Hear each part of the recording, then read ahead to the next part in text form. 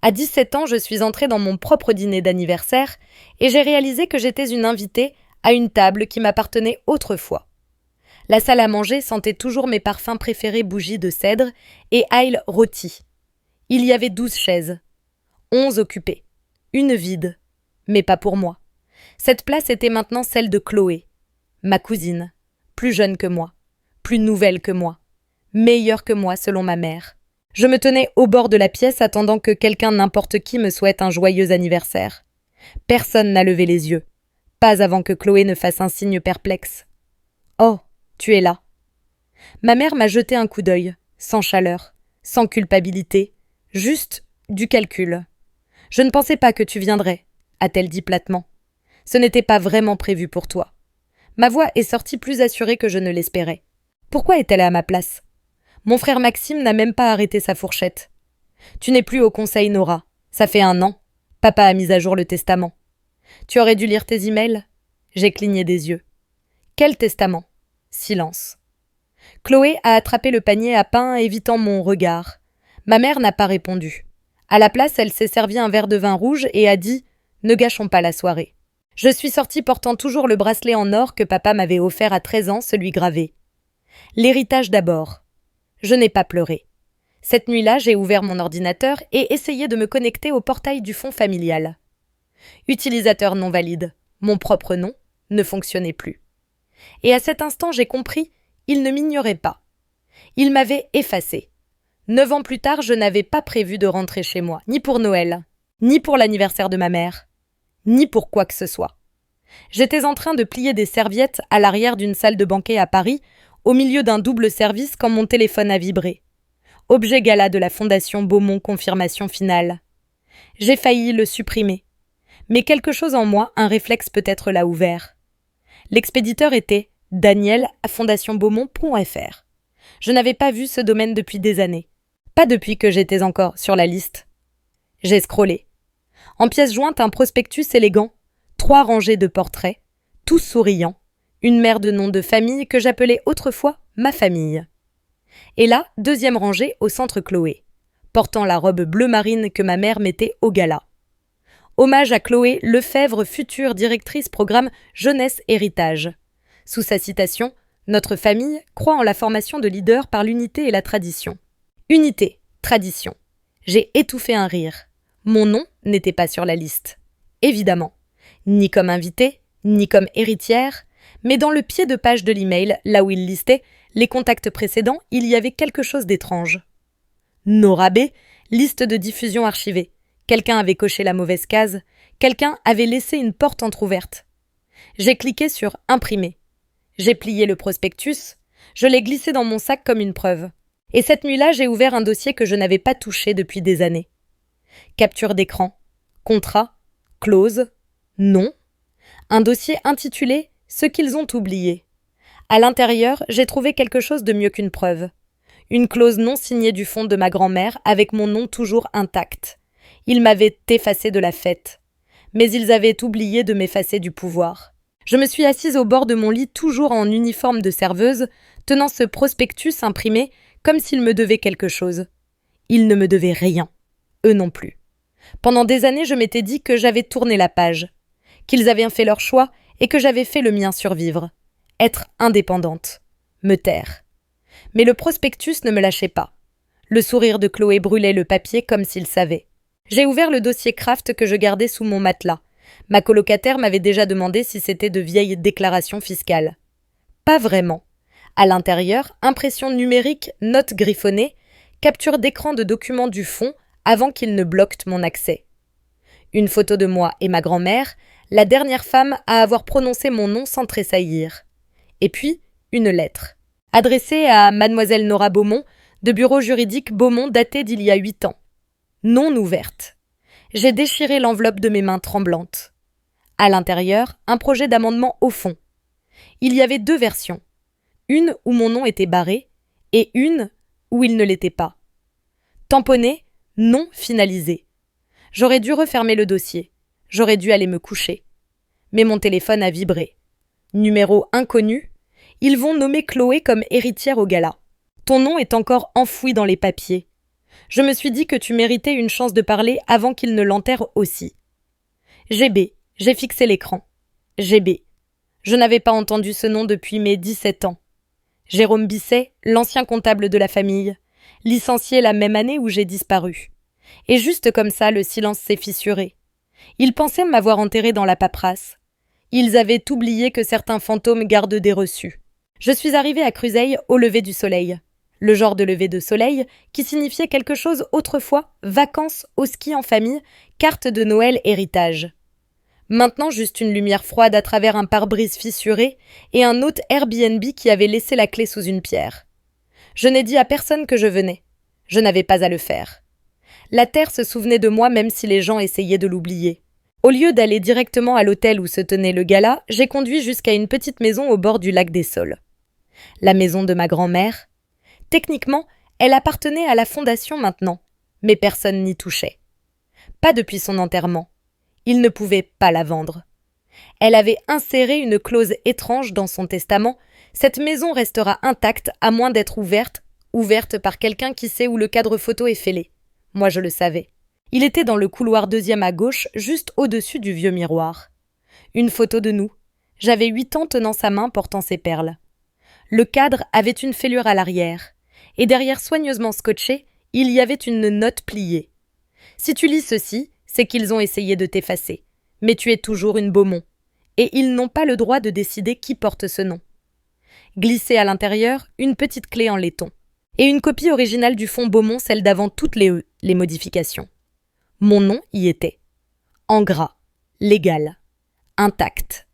Nora Héloïse Beaumont, ligne directe 2e bénéficiaire. Ils pensaient que j'avais oublié qui j'étais. Ils ne s'attendaient pas à ce que je revienne vers la seule personne qui ne m'a jamais demandé de le prouver. Ils ne s'attendaient pas à la piste écrite qu'elle avait laissée. Et ils ne s'attendaient vraiment pas à ce que je me souvienne d'où tout avait commencé. Je ne voulais pas une nouvelle robe. Je voulais la robe. Celle que ma mère portait quand elle a coupé le ruban du premier bâtiment de la Fondation Beaumont. Celle dont je me souvenais grâce à l'article de journal qui trônait autrefois dans ma chambre d'enfant avant qu'il ne le remplace par des photos de Chloé. Bleu nuit, longueur au sol, décolleté discret. Le pouvoir cousu dans chaque couture. Je l'ai trouvé dans une boutique de vêtements vintage haut de gamme en ville. La propriétaire a sursauté quand je l'ai sortie du fond du portant. Oh, c'est une des originales. Elle appartenait à la famille Beaumont. J'ai souri doucement. Oui, je sais. Je ne l'ai pas corrigée quand elle a dit qu'elle appartenait autrefois à la grand-mère de Chloé. Parce que techniquement c'était vrai, mais maintenant elle était à moi. J'ai loué une chambre dans une petite auberge à 2 rues du lieu du gala. Pas de voiturier, ni de tapis rouge. Je n'allais pas entrer par la grande porte. J'ai fait appel à une connaissance, une maquilleuse, à qui j'avais servi du vin lors d'un gala à Paris. Elle me devait un service. Elle m'a transformée en souvenir. Pas moderne, pas à la mode, mais reconnaissable comme un cadre photo qu'on a rangé dans un tiroir mais qu'on n'a jamais pu jeter. Avant de partir, j'ai glissé 2 choses dans ma pochette.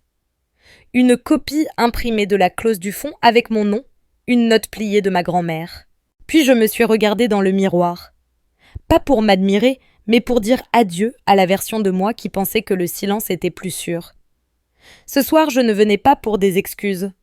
Je venais pour le micro. Je suis entrée dans le gala de la Fondation Beaumont à 19h41. Pas par la grande porte. Par l'entrée du personnel. Un serveur a tenu la porte. Il n'a pas demandé de nom. Il m'a juste regardé comme s'il était sûr que j'avais ma place quelque part d'important, il ne savait juste pas où. C'était l'idée. La salle de bal était un mensonge poli. Lustre en cristal, bordure dorée sur le linge blanc, invités sirotant du champagne et se félicitant mutuellement pour leurs héritages. Je flottais entre les tables comme une ombre. Pas de badge, pas de place attribuée, mais les regards me suivaient. Quelques personnes plissaient les yeux comme si elles essayaient de me remettre peut-être de l'école, peut-être d'un journal d'il y a des années. À la table d'accueil, j'ai pris un programme du gala. Je l'ai ouvert. 3 pages d'hommage. Chloé avait une colonne entière. Leader montante. Mentor. Vision héritée. Je n'y étais pas, évidemment. Puis j'ai remarqué le mur de l'héritage. Un couloir bordé de photos encadrées de 3 générations de Beaumont. Fondateurs. Donateurs. Portraits familiaux. Je l'ai parcouru lentement, Rangée après rangée, ma mère jeune femme. Mes frères et sœurs. Chloé dans son uniforme de lycée privé. Puis je l'ai vue. Un cadre légèrement de travers. La plaque en laiton indiquait « Enfant Beaumont 2009, journée familiale ». Mais la photo à l'intérieur était fausse. Trop d'espace blanc à gauche. J'ai regardé de plus près. Celui qui l'avait mise à jour m'avait coupé. L'original était encore vaguement visible à travers le verre de fond. Et derrière le cadre glissé négligemment, il y avait la vraie photo. La photo entière. Moi au centre. Mais quelqu'un avait pris un stylo rouge et tracé un X sur mon visage. Je n'ai pas pleuré. J'ai pris une photo. Et j'ai glissé la clé USB dans l'ordinateur de l'audiovisuel derrière le rideau. S'il voulait m'effacer du programme, j'allais écrire mon propre chapitre. On dit que chaque gala a son moment. Le mien a commencé à 20h19. Chloé venait de monter sur scène drapée de satin blanc et de l'attention de la famille. Les applaudissements ont résonné dans la salle comme un tonnerre poli. Le présentateur s'est penché vers le micro. Ce soir, nous honorons une nouvelle génération. Une femme de grâce de vision et porteuse du nom Beaumont en son entier. Les lumières se sont tamisées pour le montage de présentation. Sauf que ce n'était pas le montage qu'ils attendaient. Au lieu du clip soigneusement orchestré de Chloé, les écrans ont vacillé, puis sont devenus noirs. Une voix a rempli la salle. La mienne, claire, calme, indéniable. Certains d'entre vous me connaissent. D'autres ont été priés de m'oublier. Les têtes se sont tournées, certains ont sursauté, d'autres ont juste fixé. Je m'appelle Nora Héloïse Beaumont. Je suis née dans cette famille. J'ai grandi dans cette salle. J'ai mangé à cette table, porté ce bracelet et obtenu cette bourse. Et puis, j'ai été effacée. Derrière moi, à l'écran, l'ancienne photo de famille est apparue non éditée. Moi, au centre souriante, vivante, suivie de la version qu'ils avaient remplacée coupée. Caviardée. Des murmures ont parcouru la salle. Puis est venu le document du fond. Mon nom. Mon statut légal. Non barré. Valide. Toujours en vigueur. Je suis montée sur le côté de la scène, la lumière captant le bleu nuit de ma robe, la robe de ma mère. On ne peut pas effacer quelqu'un et garder son héritage. On ne peut pas faire taire un enfant et appeler ça de l'unité. On ne peut pas feindre la tradition sur une vérité brisée. Quelqu'un dans la foule a applaudi. Puis un autre. Chloé est restée figée, ses fiches tremblant dans ses mains. Ma mère était assise rigide, serrant son verre jusqu'à ce que ses jointures blanchissent. Et moi, je n'ai pas attendu la permission. J'ai juste dit ce que j'étais venue dire. Je ne suis pas là pour prendre quoi que ce soit. Je suis là pour vous rappeler que c'était à moi depuis le début. Le silence n'est pas toujours vide. Parfois, il est plus fort que les applaudissements. C'est ce qui a rempli la salle de bal après que j'ai parlé. Personne n'a bougé. Personne n'a fait teinter un verre. Pas de rire poli ou de tout feinte pour rétablir l'ambiance. Jusqu'à ce que ma mère se lève. Elle n'a pas précipité ses pas. Elle a glissé comme si elle contrôlait encore le récit. Comme si l'histoire ne venait pas de lui être arrachée des mains. Elle s'est placée à côté de Chloé, une main sur le pupitre, l'autre sur ses perles. « Nora, ma chérie », a-t-elle dit la voix veloutée mais fragile, « ce n'est pas le lieu. » Je l'ai regardée dans les yeux. Alors, où était le lieu toutes ces années? Elle a affiché un sourire étudié. « Nous pouvons parler, après l'événement. Ne faisons pas de scène. »« Vous l'avez déjà faite, ai-je dit. Vous ne vous attendiez juste pas à ce que je m'y invite. » Derrière nous, l'écran affichait toujours le document, la clause avec mon nom. Légal, tamponné, indéniable. Puis est venu un bruit que personne n'attendait. Une chaise a raclé. Un homme s'est levé à l'arrière, Jérôme Bisset. GB, ancien comptable, exilé quand il a posé trop de questions. Il a brandi un dossier. Les livres de la fondation ne mentent pas, mais les gens si. Et j'ai gardé des copies. Ma mère a blêmi. Chloé a craqué. C'est de la diffamation. Elle est juste là pour attirer l'attention. Je n'ai pas bronché. Je suis là pour la vérité. L'attention n'a fait que la suivre. Une femme près de l'avant s'est levée, puis un homme près des portes. Et puis, enfin, quelqu'un a recommencé à applaudir. Mais cette fois, ce n'était pas pour Chloé. Ce n'était pas pour l'héritage. C'était pour la justice. Et la justice n'est pas venue avec des embrassades et des poignées de main. Elle est venue avec des dossiers. Des noms, du poids. Pas des excuses. Un marteau. Le lendemain matin du gala, mon téléphone a sonné 4 fois avant même que je verse mon café. Numéro inconnu, message vocal, et encore, À midi, j'avais 11 appels manqués. 9 venaient de ma mère. Le premier message était poli. Nora, c'est ta mère. Ne laissons pas la soirée d'hier dégénérer. Le suivant. Tu ne comprends pas la pression que nous avions. Ton père. Il pensait que c'était mieux pour tout le monde. Le 6e s'est fissuré. Tu n'es pas la seule à avoir souffert, tu sais. Je n'ai pas répondu. Ma sœur Sarah a envoyé un message à la place. Pas de salutation. Pas d'explication. Juste une pièce jointe en PDF. Mise en demeure. Apparemment, réclamer son nom est maintenant un motif de diffamation. Chloé, elle, a évité la voie légale. Elle s'est tournée vers Instagram. Une photo d'elle en tailleur blanc éclatant. Légende, l'héritage ne se vole pas, il se gagne. Nous nous élevons. Nous ne mendions pas. Beaumontfort, des milliers de likes. Un commentaire soigneusement épinglé, amusant comme certains ne réapparaissent que quand il y a de l'argent en jeu. Celui-là d'Étienne mon cousin. Mais rien de tout cela n'avait d'importance. Parce que 24 heures plus tard, un dossier anonyme est apparu sur un drive public nommé Beaumont Gala Interne. À l'intérieur, des fils d'emails, des rapports de dépenses, des réorientations de subventions, la signature de Chloé sur des factures liées à des consultants en développement créatif qui n'existaient pas. Quelqu'un avait dévoilé les squelettes. Et ce n'était pas moi. Jérôme Bisset ou quelqu'un comme lui avait allumé l'étincelle. Je n'avais pas besoin de me battre. Je devais juste rester immobile et laisser leur propre feu trouver de l'oxygène. Et en fond, le 12e message vocal de ma mère. « S'il te plaît, Nora, il parle d'une enquête. Tu peux arrêter ça. » J'ai appuyé sur lecture, puis sur supprimer. Quand j'avais 17 ans, je griffonnais mon nom dans des carnets juste pour me rappeler qu'il m'appartenait. Nora Héloïse Beaumont. Pas cette fille. Pas celle dont on ne parle pas. Pas une ligne à rayer en rouge. Juste moi. 9 ans plus tard, je l'ai déposé. Le fond Nora. Pas Beaumont.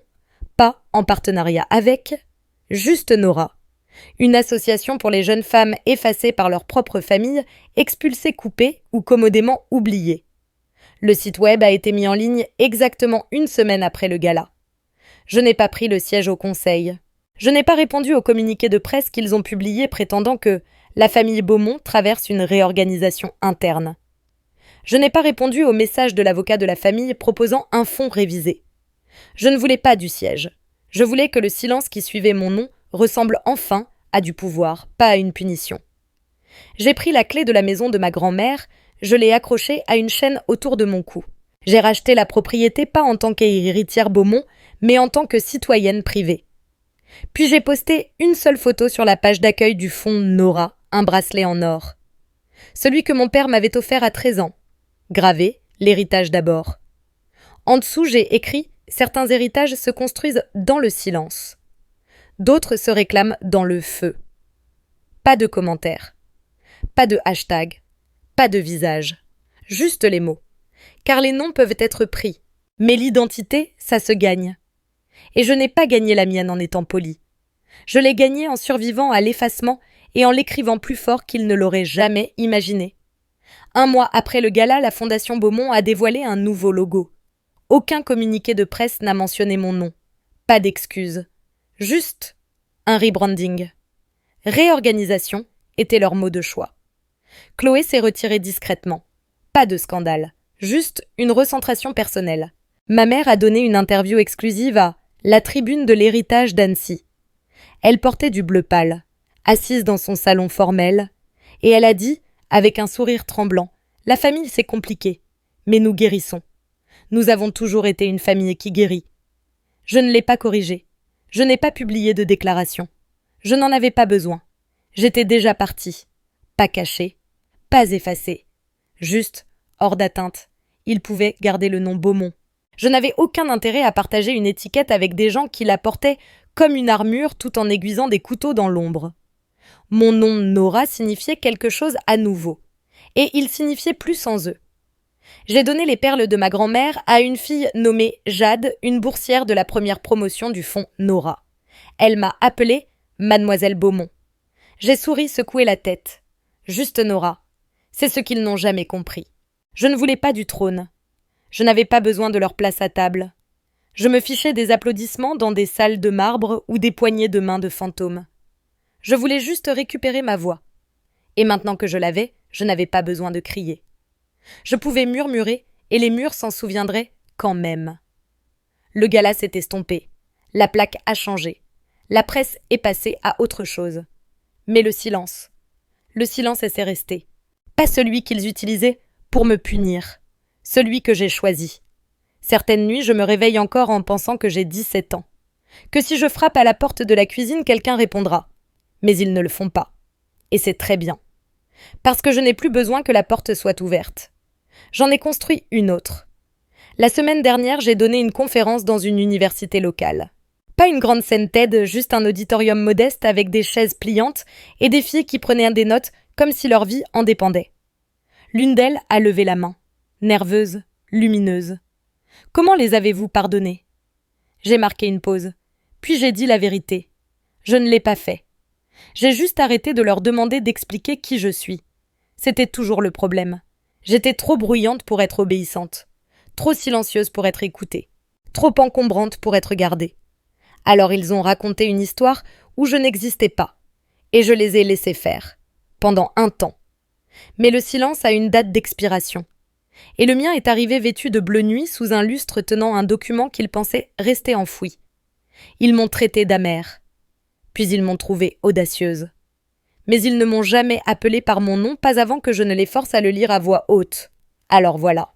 Je m'appelle Nora Héloïse Beaumont. Et ceci.